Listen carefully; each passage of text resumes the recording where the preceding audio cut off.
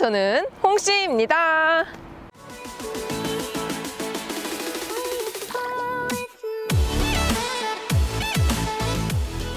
제네시스의 G90을 S클래스와 비교하시는 분들이 많으신데요. 저는 이번 풀체인지가 BMW를 지향했다고 생각합니다. 구형 대비 스포티해진 주행감부터 BMW틱한 무게 중심까지 확실히 알버트 비어만 효과가 물씬 풍긴 것 같은데요. 오늘 달라진 G90을 구형과 신형 비교해보면서 살펴보겠습니다. 가장 먼저 살펴봐야 할 곳은 바로 이 엔진룸입니다. 엔진룸을 열어보게 되면요, 신형과 구형의 차이 확실히 느껴지시나요? 이 엔진의 위치를 보면은 변경이 되어 있습니다. 이렇게 디자인 커버를 열어서 여기 슈바 마운트 중심으로 보시면 되거든요. 이곳이 슈바 마운트인데 좌우 대칭이 되어 있고 슈바 마운트 위에 엔진이 얹어져 있기 때문에 여기를 중심점으로 보시면 됩니다. 이렇게 슈바 마운트 중심으로 봤을 때 엔진이 확실히 정중앙에서 좀 프론트 쪽으로, 이 앞쪽으로 약간 나와 있거든요. 여기 앞에서 한 번 더 보여드릴게요. 이 앞에서 봤을 때에도 이 슈바 마운트 중심으로 봤을 때 이렇게 정중앙에서 엔진이 조금 더 나와 있습니다. 이게 3.3 터보 엔진이라서 조금 작기는 한데 3.8로 비교하면은 훨씬 더 이쪽 앞쪽, 이쪽까지 나와 있는 모습을 보실 수 있습니다. 자, 이번에는 신형입니다. 신형도 이 디자인 커버를 열고 이 쇼바 마운트, 이 신형은 쇼바 마운트가 조금 안쪽에 있어요. 그래서 쇼바 마운트 여기 좌우 기준선으로 만들어서 보게 되면은 확실히 구형과 놓고 봤을 때 엔진이 안쪽에 들어가 있는 걸 볼 수가 있습니다. 구형에 비해서 이 신형은 무게 배분을 중심 쪽으로 잡으려고 했다는 뜻인데요. 이렇게 되면은 실내 공간은 조금 손해가 날 수 있지만 운동 성능을 높일 수 있습니다.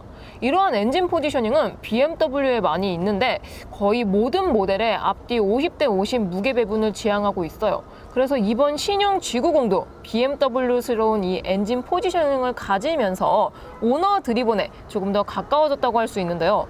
다음으로 달라진 점은 브레이크 캘리퍼의 위치입니다. 먼저 이 구형 G90의 캘리퍼 위치를 보게 되면은 전륜과 후륜, 이 캘리퍼의 위치가 모두 뒤쪽을 향해서 보고 있습니다. 같은 방향에 위치해 있다는 건데요. 다시 이 신형 G90을 보게 되면은 전륜 캘리퍼는 뒤쪽, 후륜 캘리퍼는 앞쪽으로 이렇게 마주보고 있는 형태입니다. 즉 캘리퍼가 차량의 중심부 방향으로 되어 있다는 건데요.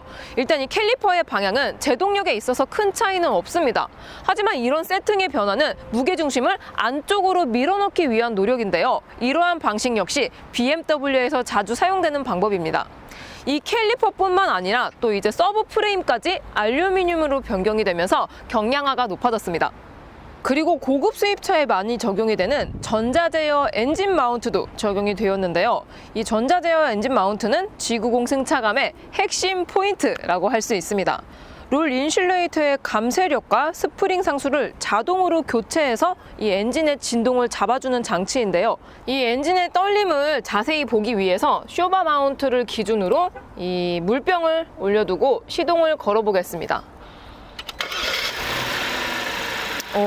시동이 걸렸는데도 확실히 진동이 크지 않아요. 이렇게 만졌을 때에도 진동이 크지 않습니다. 그리고 엑셀을 밟아도 진동이 조금 커지긴 했지만 그 상승폭은 미미하다고 생각이 듭니다. 역시 떨림이 크지 않네요. 이번에는 구형 G90입니다. 시동을 걸게 되면은 시동을 걸자마자 이 진동 때문에 물병이 좌우로 엄청나게 흔들립니다. 여기서 엑셀을 밟아보면은 확실히 이 진동이 좀 더 커서 물병이 점점 움직이고 있습니다. 보이시죠? 이 전자제어 엔진 마운트가 있고 없고 차이는 육안으로도 이렇게 쉽게 구별이 가능한 것 같습니다. 진동 때문에 점점 생수병이 아래로 내려오네요. 자, 마지막으로 하부를 보게 되면은 이 플래그십답게 언더 코팅이 엄청 잘 되어 있습니다. 뭐 신형도 그렇고 구형도 그렇고 마감 재질이 다 잘 되어 있어요. 이렇게 만져보았을 때에도 지금 이 차는 신형 G90이거든요. 이 신형은 마감이 약간 조금 내구성이 좋아 보이는 그런 재질로 이루어져 있습니다. 저 후륜 쪽에는 이 에어서스 보호를 위해서 마감을 좀 더 열심히 해둔 그런 느낌이에요. 구형도 이 하부 언더 코팅을 보게 되면은 뭐 플래그십답게 구형도 잘 되어 있습니다, 마감이. 근데 이렇게 손으로 만져보았을 때 재질이 약간 달라요. 좀 부직포? 그런 느낌이 드는 재질로 마감이 되어 있습니다. 이렇게 후륜 쪽도 마감이 잘 되어 있어요. 지금까지 G90이 어떻게 젊어졌는가에 대해서 알아보았는데요. 물론 뭐 G70 같아지고 그런 거는 아닙니다. 대형 세단치고 스포티해졌다는 것인데요. 이러한 지향점의 변화는 제네시스가 타겟층의 연령층을 계속 낮춰가고 있다는 뜻으로 해석할 수 있습니다.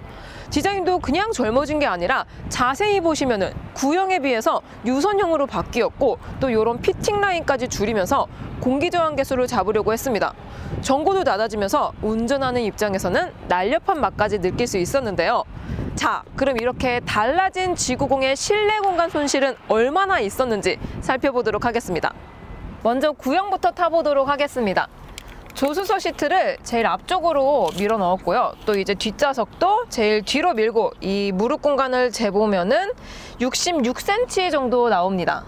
이번에는 신형입니다. 마찬가지로 조수석 시트를 제일 앞쪽으로 밀고 또 여기 뒷자리 시트도 뒤로 밀어서 이 레그룸 이 공간을 재보면은 70cm 정도 나옵니다. 엔진이 들어온 만큼 실내가 좁아졌을 줄 알았는데 오히려 넓어졌습니다. 그 비법은 바로 차가 커졌기 때문인데요. 전장은 70mm, 휠베이스는 20mm가량 길어지면서 공간 손실을 최대한 막아낸 것 같습니다. 그리고 실내에서의 느낌도 달라졌는데요. 구형이 도어를 열 때 이 쿼터 글라스가 같이 열리는 방식이었던 반면에 신형은 프레임에 고정이 되어 있기 때문에 좀 더 아늑한 분위기가 듭니다. 구형은 뭔가 너무 이렇게 노출된다 그런 느낌이 있었어요.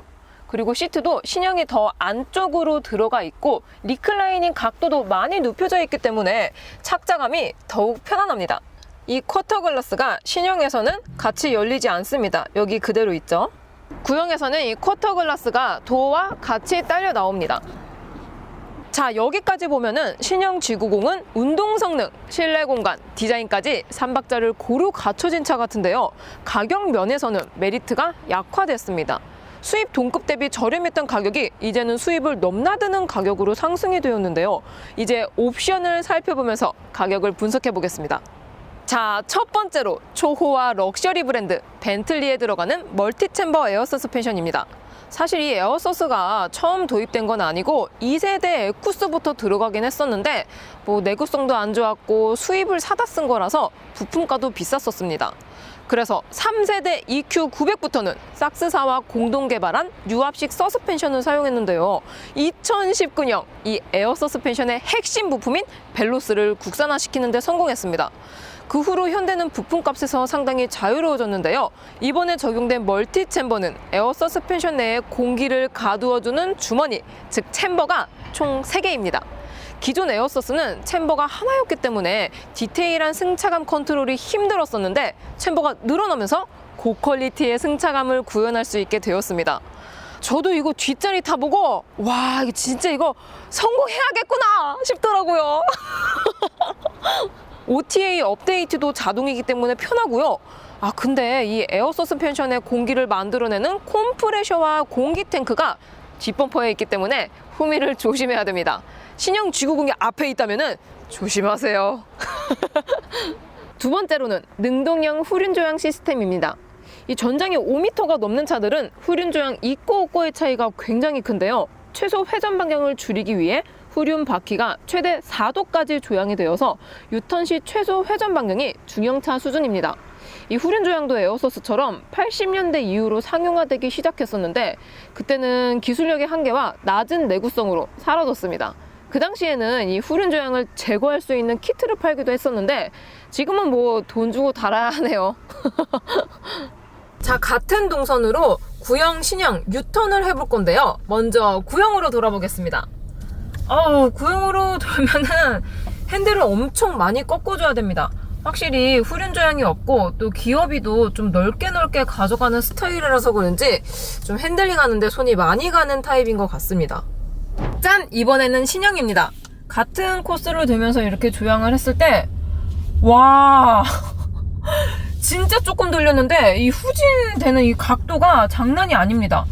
와, 정말 다르네요. 이 스티어링 기어비도 촘촘히 가져가서 적은 핸들링으로 큰 성능을 발휘합니다. 정말 좋네요. 마지막으로 2열 옵션입니다. 뒷자리는 최초 시승기 때 입이 닳도록 말했으니까 간략하게 정리해드리겠습니다. 일단 이지 클로즈 시스템, 요게 버튼식으로 문이 열리고 닫히는 거고요. 앞뒤 모두 스마트 키로 닫을 수 있습니다. 퍼스트 클래스 VIP 시트에 뒷좌석 컴포트 패키지 2, 요게 옵션가 도합 650만 원인데 리클라이닝 각도가 최대 42도까지 뉘어지고 마사지 시트, 투퍼 플레스트와 발 마사지까지 적용이 되니까 필수일 것 같습니다. 그리고 구형은 렉시콘 스피커였는데 신형계는 한 단계 높은 400만 원짜리 뱅앤올룸스 스피커가 적용이 됩니다. 자, 그럼 플랫폼이 바뀐 만큼 운동 성능은 어떻게 달라졌는지 비교 시승을 해보겠습니다. 고! 짠! 먼저 구형입니다. 제가 2년 전에 3.8 자연흡기로 시승을 했었는데 3.3 터보는 역시 다른 것 같습니다. 이렇게 치고 나가는 파워가 강력합니다. 이 플랫폼 간의 차이점은 차선 변경과 같은 횡운 동시에 느낄 수 있습니다. 자, 그럼 고속에서의 차선 변경, 안전거리를 확보하고 있어요. 오, 역시 이 뒷덜미가 시간차를 두고 움직입니다. 특히 움직임이 무거운 게 무게중심이 앞뒤로 넓게 분포된 게 딱 티가 납니다. 승차감만 엄청 푸근해요. 약간 물 먹은 근둔 그런 거 탄 것 같네요. 다시 한번 이렇게 차선 변경을 해보아도 오, 진짜 이거는 그냥 뭐 뒷자리 탄 사람 편하라고 만든 차입니다. 트레일러 끌듯이 운전하게 되네요. 짠! 이번에는 신형 G90입니다. 역시 가속감부터가 가뿐해요. 이 람다3 3.5 터보 엔진의 완성도는 진짜 탈 때마다 감탄스럽습니다. 이 밟았을 때 경쾌함이 구형보다 훨씬 더 좋아요. 자, 그럼 신형도 고속에서의 차선 변경, 안전거리를 확보하고 있어요. 와, 이 무게중심이 이렇게 중요하구나. 이 2톤의 대형 세단 같지 않게 민첩하고 탄탄합니다. 이 신형은 구형 대비 75kg가량 가벼워졌고 또 에어소스도 2.5cm가량 낮아져서 그런지 움직임이 굉장히 산뜻합니다. 다시 한번 이렇게 차선 변경을 해보아도 야, 진짜 BMW처럼 탄탄합니다. 이 직접적으로 받는 부하를 멀티 챔버가 분산해져서 흔들리는 느낌이 거의 없어요. 승차감 좋으면서도 날렵한 거, 이런 거를 원하는 거죠. 자, 이렇게 신형과 구형 G90 비교 시승을 해보았습니다. 이번 신형에서는 구형에서 아쉬웠던 부분들이 거의 모두 다 충족이 되면서 독삼사도 이길 수 있을 것 같은 느낌이 듭니다. 하지만 문제는 가격도 비슷해졌습니다. 이 신형으로 넘어오면서 약 1,000만 원 정도 올랐는데요. 물론 동일한 옵션 구성이라면 동급 수입차 대비 G90이 약 2,000만 원 정도 저렴합니다. 전 버전의 가성비가 너무 좋아서 그렇지 아직까지는 G90의 가격이 경쟁력 있다고 봅니다. 차 가격을 뺀 수리나 아니면 보험료 역시 국산 가성비가 짱이긴 하죠. 구형은 뭐 비빌 수준이 아니었다면은 이젠 어딜 내놔도 빠지지 않는 클래스, 마음의 여유가 생기는 차, 제네시스 G90이었습니다. 오늘도 저의 영상이 재밌고 도움이 많이 되셨다면은 좋아요와 구독, 그리고 알림 설정까지. 다음 시간에 또 뵐게요. 안녕.